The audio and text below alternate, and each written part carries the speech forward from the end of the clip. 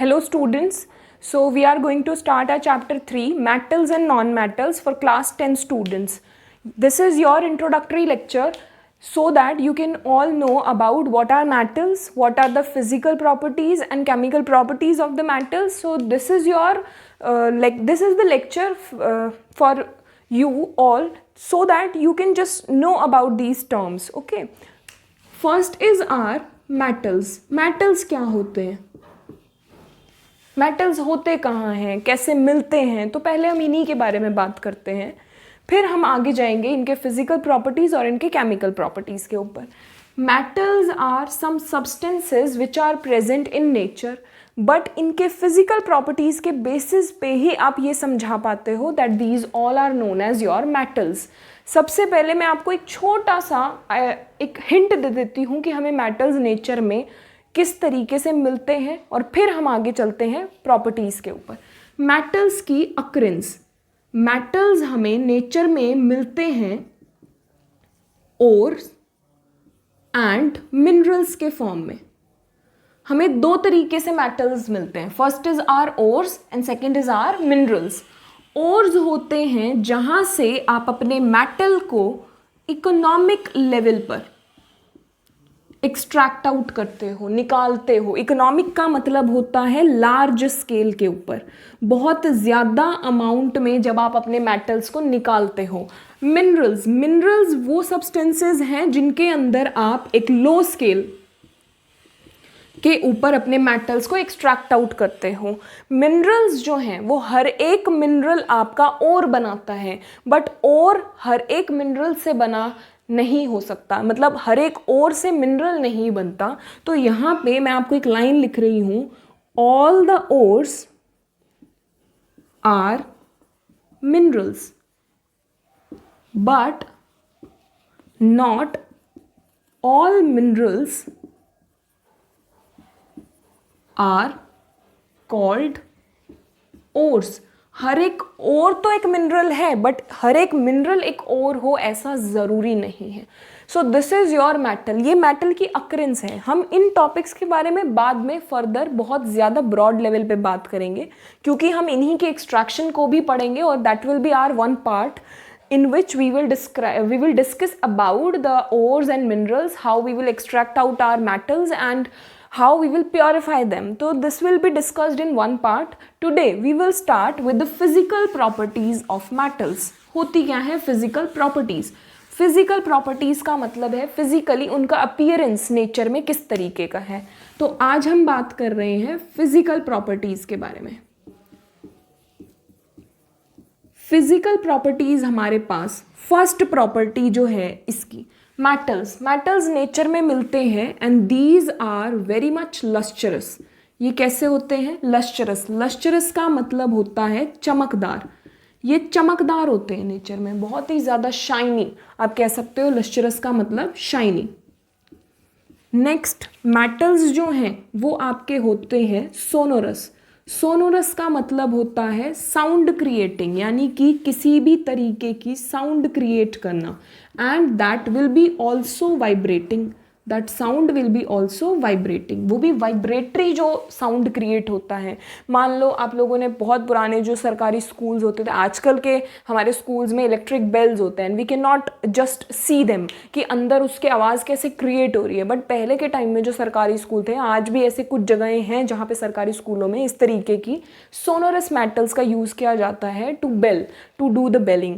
आपको अगर आप बेल बजाने के लिए, आपने देखा होगा एक बड़ा सा मेटल का एक प्लेट जैसा होता था और उस पर किसी भी हैमर के थ्रू बहुत तेज़ से मारा जाता है. जैसे ही आप उस पर पॉइंट आउट करते थे और हैमर को उस पर मारते हो तो एक वाइब्रेटरी साउंड क्रिएट होता है, और वो वाइब्रेटरी साउंड इतना लाउड होता है that it will be used in schools and it can be used in other places also.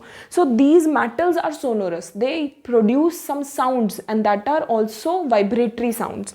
Next is your third, lustrous के साथ साथ मेटल्स की एक बहुत अच्छी प्रॉपर्टी है, मेटल्स लस्चरस होते हैं, सोनोरस होते हैं, and they are generally, I am not talking about all the metals are coloured, but generally metals are colored.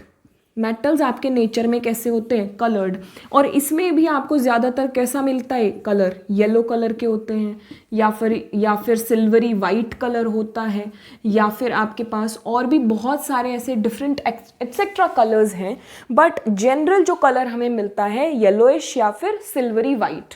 Next हमारे पास प्रॉपर्टी आती है, मेटल्स जो होते हैं दैट आर वेरी हार्ड, ये बहुत ज़्यादा हार्ड होते हैं, एक्सेप्ट, एक एक्सेप्शन भी हमारे पास है मेटल्स में, एक्सेप्ट मरकरी। मरकरी को आप कहाँ देखते हो, थर्मोमीटर के अंदर। थर्मोमीटर के अंदर आपने एक नीचे पिन के ऊपर आपने देखा होगा एक सिल्वर कलर का सब्सटेंस होता है। जैसे ही आप अपने थर्मोमीटर को अपने मुंह में रखते हैं या जहाँ पे भी आप बॉइलिंग वाटर में उसको रखते हैं या wherever you take your thermometer, आप लोगों ने देखा होगा कि ये जो सिल्वरी कंपाउंड होता है दैट राइज अप, वो रिंज अप करना स्टार्ट करता है, ऊपर की तरफ चढ़ना शुरू हो जाता है। It means it is moving and that is why it is your liquid metal. Exception है, और मरकरी जो है that is a liquid metal. और लिक्विड मेटल हम क्यों कह रहे हैं, because mercury is present in liquid state at room temperature. ये रूम टेम्परेचर के ऊपर लिक्विड स्टेट में प्रेजेंट होती है। If you don't know about the room temperature का मतलब है देर is no heat, there is no down temperature, it is a normal temperature of the room. And next is your metals जो होते हैं they are very good conductor of heat and electricity. आप लोगों ने देखा होगा कि मेटल के ही वायर्स होते हैं जो आपके इलेक्ट्रिक वायर्स की तरह यूज़ होते हैं। कॉपर के वायर होते हैं, एल्यूमिनियम के भी होते हैं, ये सारे क्या होते हैं, ये सारे मेटल्स हैं। और इन सारे मेटल के वायर्स को आप इलेक्ट्रिक वायर्स में यूज़ कर रहे हो ताकि इलेक्ट्रिसिटी AC या DC whatever you are using वो आपके घर में आ सके, आपके इंडस्ट्री में आ सके, या जहाँ पर भी आप इलेक्ट्रिसिटी का यूज़ कर रहे हो तो वो कैसे यूज़ कर रहे हो, कंडक्टर है क्योंकि।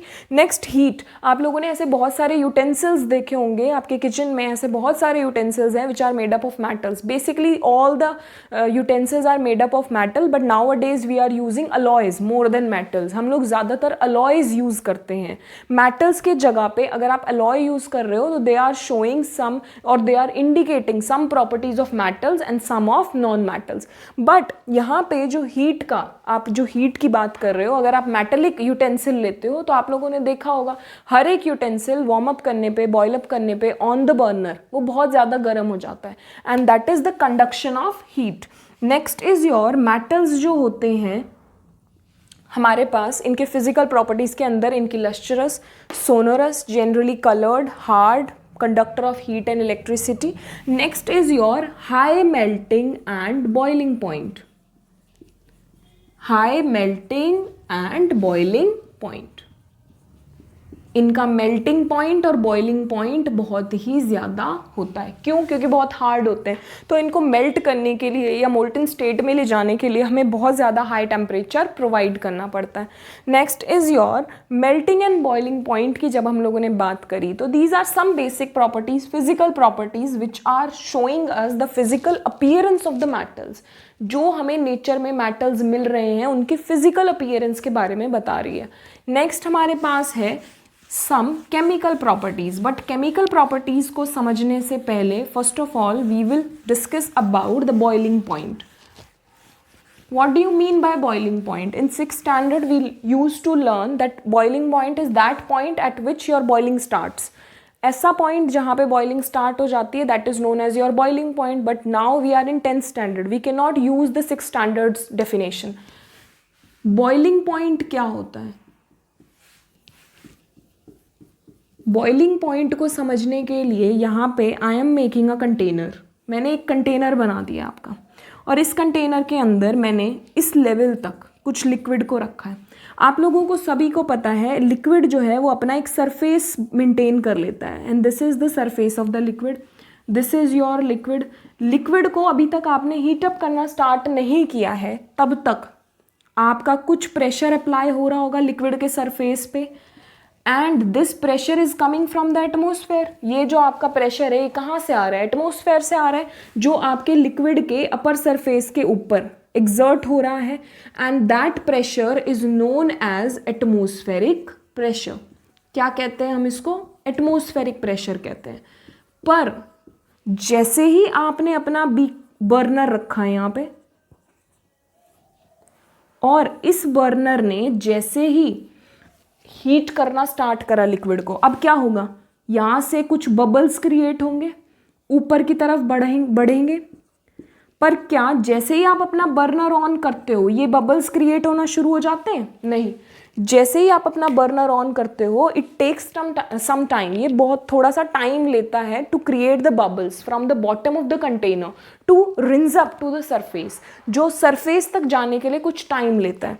अब अगर आप लोगों ने यहाँ पे बबल्स क्रिएट कर लिए हैं तो ये क्या करते हैं कि यहाँ तक बबल्स आते हैं, बट इस लेवल को अभी अगर आपने बबल्स आने भी शुरू हो गए तब भी आपका पानी उतना ज़्यादा गर्म नहीं हो रहा है। फिर थोड़ी देर के बाद आप देखते हो जैसे जैसे आप कंटिन्यू हीट करते जाते हो bubbles will come at the surface and disappears. क्या होते हैं? Bubbles will come at the surface of the liquid and disappears after some time, or you can say within nanoseconds. So the bubbles come at the surface of liquid and disappears.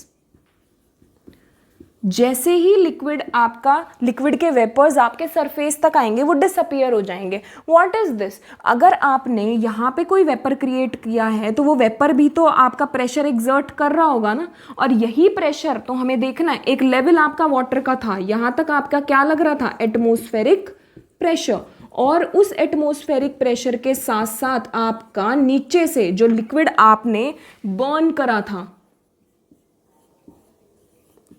जो burn करा हुआ liquid था वो भी आपका क्या कर रहा था? वेपर्स के थ्रू प्रेशर लगा रहा था, and the pressure exerted by the vapours is known as your vapour pressure. क्या कहलाता है वो? Vapour pressure. But this is the point where the atmospheric pressure is totally equal to the vapour pressure. अगर आपका atmospheric pressure अगर आपके vapour pressure के equal है तब तो आपका लिक्विड बॉईल होना स्टार्ट ही नहीं होगा, it will B only warm up. But जैसे ही आपका वेपर प्रेशर ज्यादा हो जाएगा एटमॉस्फेरिक प्रेशर से तो आपकी बॉइलिंग स्टार्ट हो जाएगी।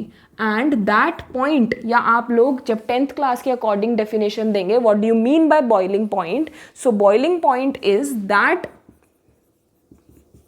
point where the vapor pressure of the liquid is more than atmospheric pressure. जब आपका वेपर प्रेशर एटमॉस्फेरिक प्रेशर से ज़्यादा हो जाएगा then only your liquid will start boiling up. जैसे ही आपका लिक्विड बॉईल करना स्टार्ट हो गया vapour pressure will becomes more than atmospheric pressure. So this is your boiling point. And boiling point को समझने के बाद आपका नेक्स्ट टॉपिक आता है chemical properties of metals, which will be discussed in our next video lecture. So like, share and subscribe our channel to get all the concerned videos of this chapter and the next one. And please stay connected, stay safe and stay happy. Thank you everyone.